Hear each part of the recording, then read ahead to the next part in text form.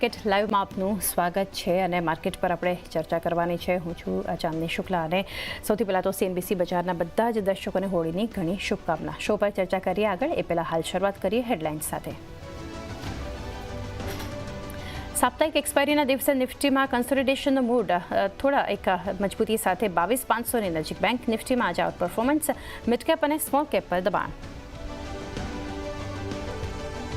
Asset મોનેટાઇઝેશનને કારણે MTNLના શેરમાં લગભગ 14% વોલ્યુમ બેઝડ એક વધારો. BSNL અને MTNLને અસેટ વેચીને 13,000 કરોડ રૂપિયા મળ્યા. આવનારા દિવસોમાં અસેટ મોનેટાઇઝેશનની ગતિ વધશે. અમુક ડિફેન્સ શેર્સમાં પણ તેજી. નવા ઓર્ડર અને નોમુરાના બુલિશ રિપોર્ટ અહેવાલને કારણે BL લગભગ 2% મજબૂત. કંપનીના રટાર સપ્લાય માટે 2,463 કરોડ રૂપિયાનો મળ્યો ઓર્ડર, જ્યારે મિધાનીમાં પણ 2%ની મજબૂતી.